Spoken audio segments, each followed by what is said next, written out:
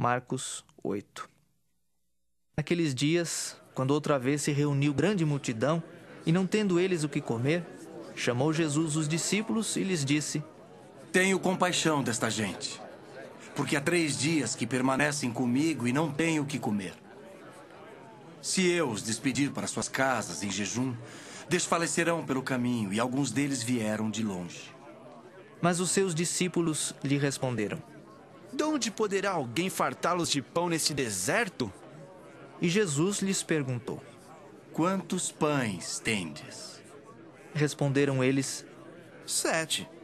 Ordenou ao povo que se assentasse no chão.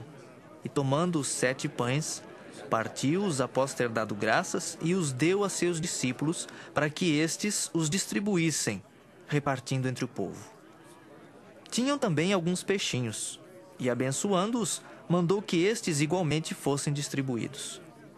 Comeram e se fartaram, e dos pedaços restantes recolheram 7 cestos.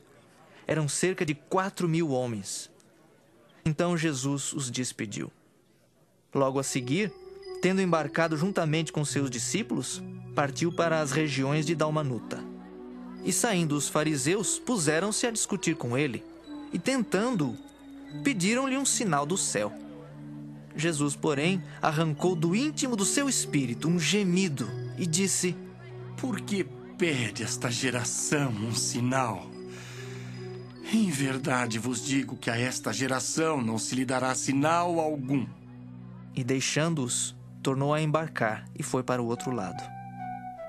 Ora, aconteceu que eles se esqueceram de levar pães e no barco não tinham consigo senão um só. Preveniu-os Jesus, dizendo: Vede, guardai-vos do fermento dos fariseus e do fermento de Herodes. E eles discorriam entre si. É que não temos pão. Jesus, percebendo, lhes perguntou: Por que discorreis sobre o não terdes pão? Ainda não considerastes nem compreendestes? Tendes o coração endurecido? Tendo olhos, não vedes? E tendo ouvidos, não ouvis? Não vos lembrais de quando partiu 5 pães para os 5.000, quantos cestos cheios de pedaços recolhestes? Responderam eles: 12. E de quando partiu 7 pães para os 4.000, quantos cestos cheios de pedaços recolhestes? Responderam: 7. Ao que lhes disse Jesus: Não compreendeis ainda? Então chegaram a Betsaida. E lhe trouxeram um cego, rogando-lhe que o tocasse.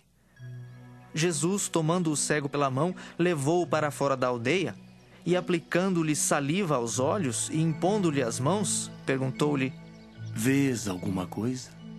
Este, recobrando a vista, respondeu: Vejo os homens, porque como árvores os vejo andando.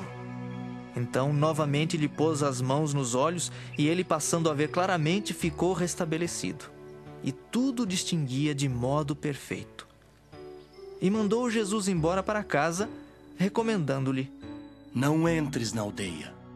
Então Jesus e os seus discípulos partiram para as aldeias de Cesareia de Filipe, e no caminho perguntou-lhes: Quem dizem os homens que sou eu?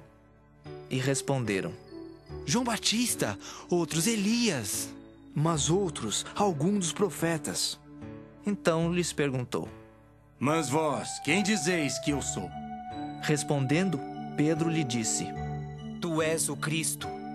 Advertiu-os Jesus de que a ninguém dissessem tal coisa a seu respeito.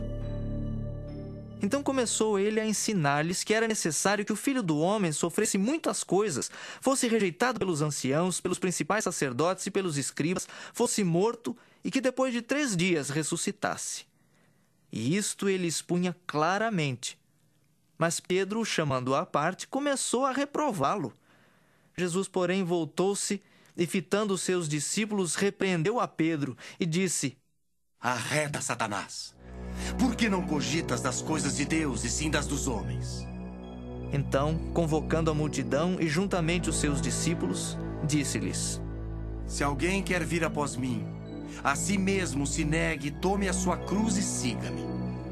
Quem quiser, pois, salvar a sua vida, perdê-la-á. E quem perder a vida por causa de mim e do Evangelho, salvá-la-á. Que aproveita o homem ganhar o mundo inteiro e perder a sua alma? Que daria um homem em troca de sua alma?